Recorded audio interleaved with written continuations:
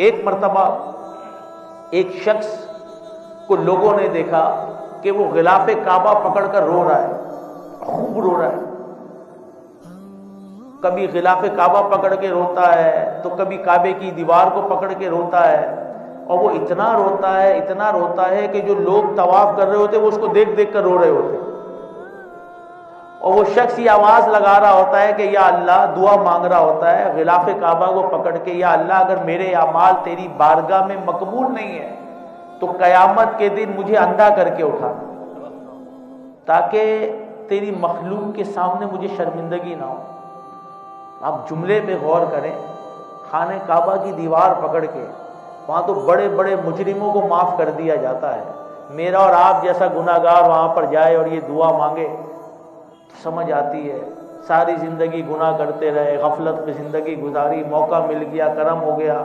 مکے مدینے کی حاضری ہوئی، ہم جا کر دعا، یا اللہ کرم کر دے، اعمال قبول کر لے، نیک اعمال قبول کر لے، گناہ معاف کر دے. لیکن یہ عجیب ہی دعا مانگ رہا کہ یا اللہ میرے اعمال تیری بارگاہ میں مقبول نہیں تو قیامت کے دن مجھے اندھا کر کے اٹھانا تاکہ مخلوق کے سامنے شرمندگی نہ ہو. اور اتنا رو رہا کہ لوگ اس کو دیکھ کر رو رہے. اب اس کے پاس جا کر لوگ معلوم کر رہے کہ یہ ہے کون، اور جب معلوم کیا کہ کون ہے تو جب انہوں نے سر اٹھایا تو وہ کوئی اور نہیں تھے،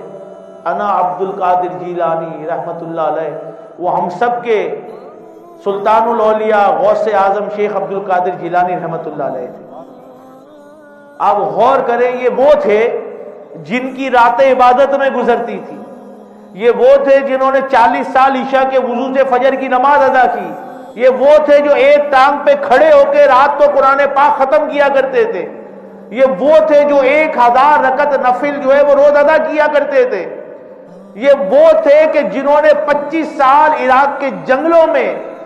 مجاہدات کیے، ننگے پاؤں رہے، ہفتوں تک بھوکے اور پیاسے رہتے تھے،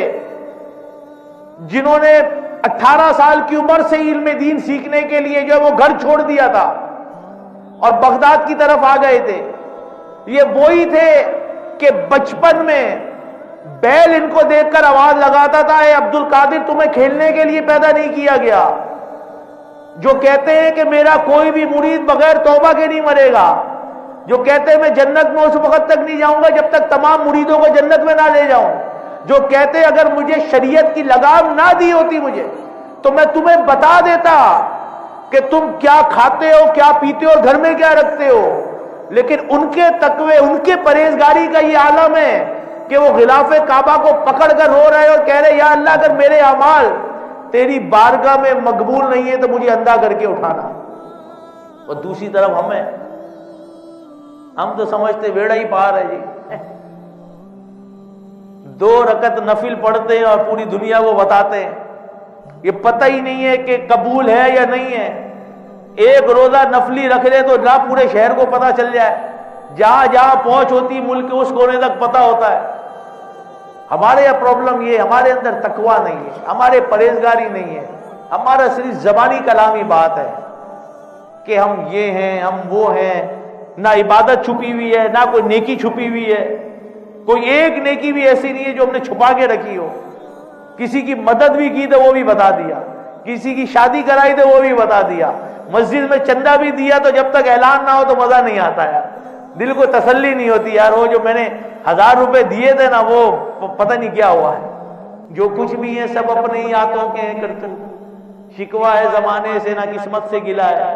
دیکھیں یہ دن اپنی غفلت کی بدولت سچ ہے کہ برے کام کا انجام برا ہے.